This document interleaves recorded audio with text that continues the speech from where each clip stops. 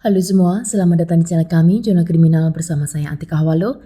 Bagi Anda yang menyukai pembahasan tentang kasus-kasus kriminal, kami sengaja membangun channel ini untuk Anda. Jangan lupa untuk mendukung channel kami dengan cara subscribe, like, komen, dan share ke media sosial yang Anda punya. Kasus hari ini terjadi pada tanggal 17 Mei pada tahun 2012, tepatnya di negara Amerika Serikat. Seorang wanita yang bernama Brandy Stephen Rossini, dia lahir pada tanggal 30 November pada tahun 1992 di Pennsylvania di negara Amerika Serikat. Brandy sejak kecil dikenal sebagai penyuka musik, menulis dan juga menggambar. Karena dia gemar bermain musik, Brandy hingga bergabung dengan sebuah grup orkestra. Brandy juga suka berdandan layaknya seorang pria, namun keluarga dan lingkungannya di sana sangat menerima dirinya karena Brandy dikenal sangat akrab dan juga baik hati. Kala itu Brandy berkuliah dan mengambil jurusan sosial dan psikolog, dan di waktu luangnya dia akan gunakan bermain internet. Di sana dia akan mencari teman perempuan yang akan dia ajak jalan bersama. Dan di media sosial Brandy mengenal seorang wanita yang bernama Jade Onstead, yang kala itu dia berusia 18 tahun. Jade lahir dari keluarga yang sangat tidak mudah, di mana ayahnya adalah pecandu narko dan juga alko, namun dia sangat religius. Ayahnya tidak menerima Jade jika dia menjalin hubungan dengan seorang wanita.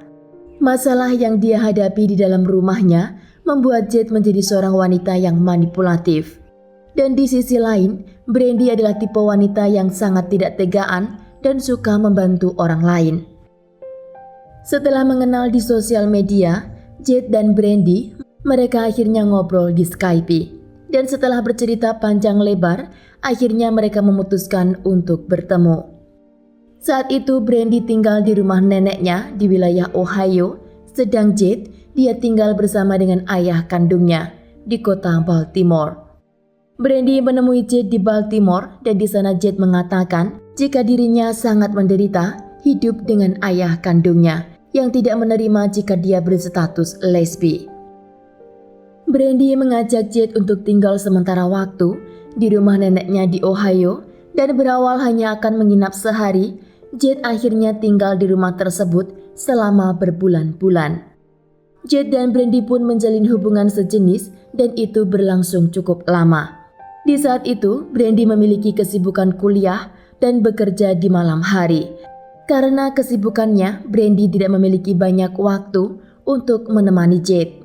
Dan Jade lebih banyak menghabiskan waktunya di sosial media karena dia tidak kuliah dan juga tidak bekerja. Pada bulan Januari pada tahun 2011, Jade pagi itu menunggu Brandy untuk keluar rumah bekerja, dan setelah Brandy keluar, Jade mengambil uang nenek Brandy sebanyak $300. Jade juga mengambil iPod milik Brandy, dan setelah mengambil apa yang dia inginkan, Jade keluar meninggalkan rumah tersebut. Sejak itu Brandy dan Jade berpisah dan mereka hilang kontak. Pada saat itu Jade kembali pulang ke rumah orang tuanya, dan di sana dia mulai menemui mantan pacarnya yang bernama Ashley Barber yang saat itu berusia 20 tahun. Ashley adalah tipe wanita yang sangat kasar dan suka mencari masalah dengan orang lain. Jade menghubungi Ashley dan mengatakan jika ayahnya memperlakukannya sangat tidak baik karena dia memilih menjadi lesbi. Bahkan Jade juga mengatakan jika ayah kandungnya berusaha untuk menyentuh tubuhnya. Bulan April pada tahun 2012, Ashley datang ke rumah orang tua Jade dan melabrak mereka. Polisi pun hari itu dipanggil, namun tidak ada yang ditahan. Hanya saja hari itu, Jade mengatakan akan pergi bersama Ashley dan tinggal bersamanya di Pennsylvania. Setelah tinggal beberapa waktu bersama dengan Ashley, Jade kali ini membutuhkan bantuan Brandy lagi. Jade berusaha menghubungi Brandy dan mengajaknya berjalan. Jade mengatakan jika kini dia tinggal bersama dengan Ashley, namun Brandy masih sangat menyayangi Jade dan berharap dia kembali kepadanya. Jade menggunakan perasaan Brandy dan mereka menjalin hubungan lagi di belakang Ashley. Jade yang tidak punya uang dan juga tidak bekerja, Dia meminta kepada Brandy untuk membelikan apa yang dia butuhkan. Namun lama-kelamaan Ashley pun mengetahui hubungan mereka dan Ashley juga melabrak Brandy. Pada tanggal 17 Mei pada tahun 2012, hari itu Brandy tidak masuk kerja karena menerima telepon dari Jade dan Jade meminta Brandy untuk menemuinya di suatu tempat. Diketahui jarak dari rumah Brandy dan lokasi di mana Jade menyuruhnya ke sana sekitar 2 jam perjalanan mobil. Brandy pun tidak berpikir 2 kali dan langsung bergegas menuju ke lokasi tersebut. Hari itu Brandy yang didiagnosis menderita diabetes hingga dia lupa membawa kantong tas obatnya. Hari itu Brandy pamit kepada neneknya jika dia akan bertemu dengan seorang teman yang bernama Rihanna dan dia tidak mengatakan jika dia akan menemui Jade. Setelah Brandy menyetir beberapa waktu, akhirnya dia berhenti di subway dan di sana dia menghubungi temannya yang bernama Rihanna. Di saluran telepon Brandy mengatakan kepada Rihanna jika dia akan pergi ke sebuah alamat dan alamat itu dia kirim ke Rihanna. Brandy kembali menyetir mobil untuk mencari alamat yang dikirim oleh Jade. Setelah sampai di alamat tersebut, Brandy tidak menemukan alamat yang jelas. Brandy mengirim pesan kepada Rihanna dan di sana dia mengatakan jika dia tidak menemukan alamat rumah tersebut dan dia akan kembali pulang ke rumah neneknya.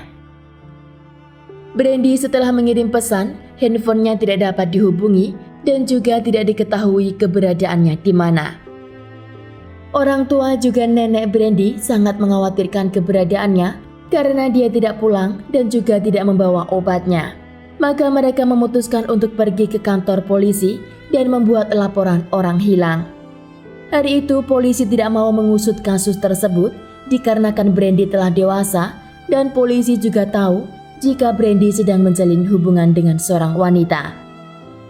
Orang tua Brandy menjelaskan kepada polisi jika apa yang dilakukan hari itu tidak pernah Brandy lakukan sebelumnya. Akhirnya polisi membuat laporan orang hilang dan segera menelusuri kemana dia pergi hari itu. Awalnya diduga jika Brandy kemungkinan pingsan atau kesakitan di jalan akibat tidak mengkonsumsi obat-obatan.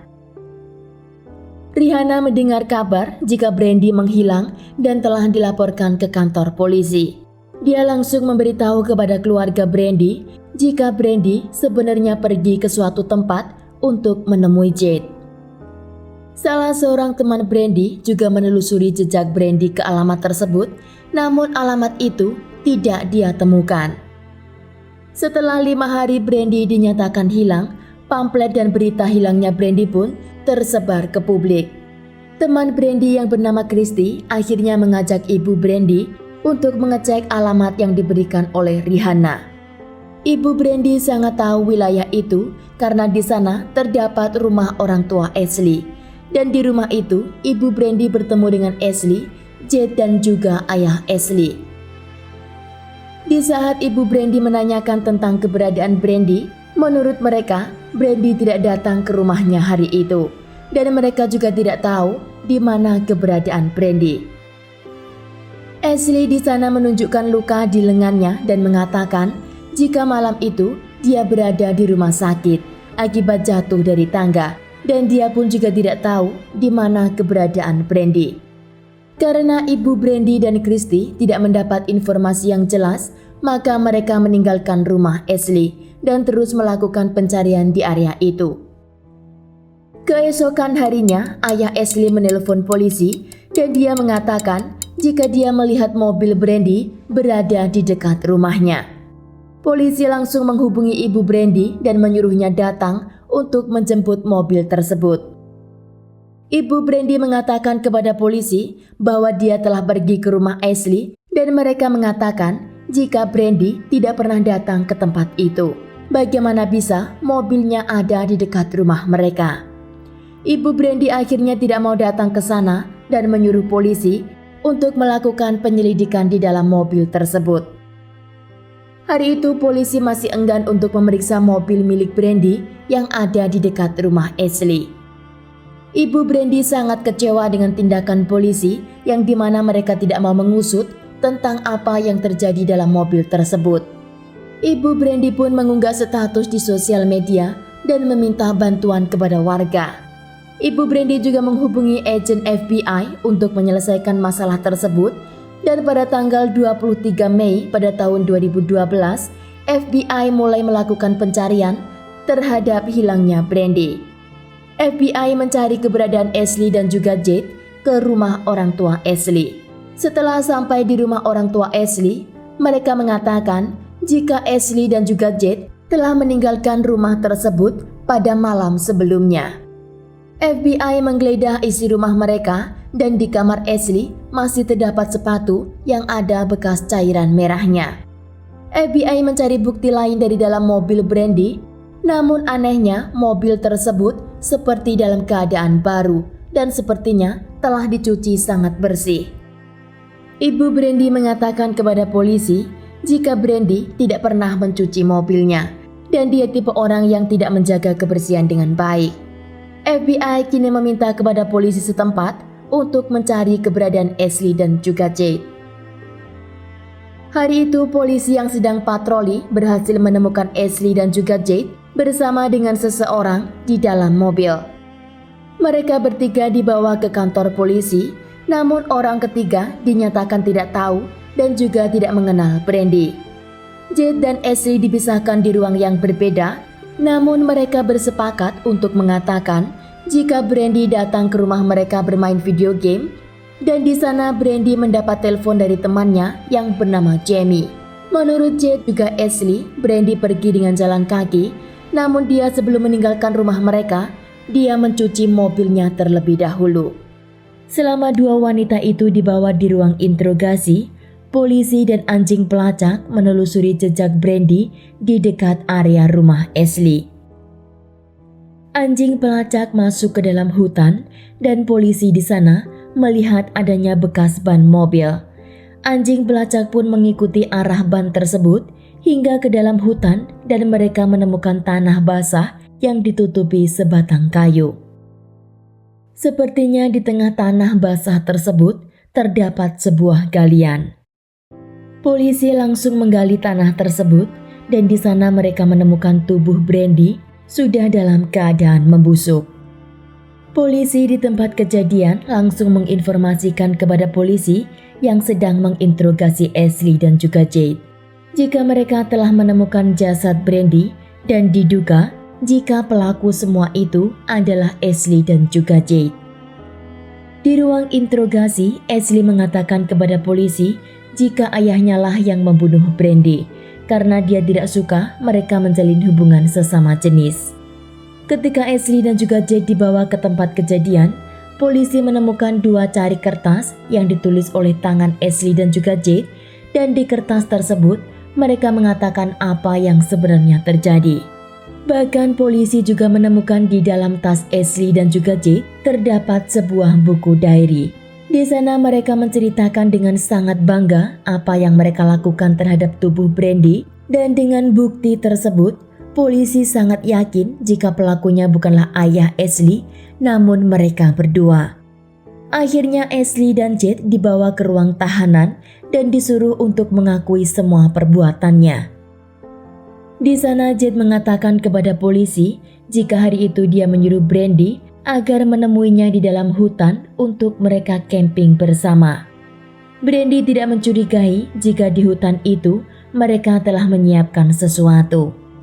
Jade berjalan menuju ke hutan dan sesampainya di sana, Jade tiba-tiba teriak memberi kode kepada Ashley.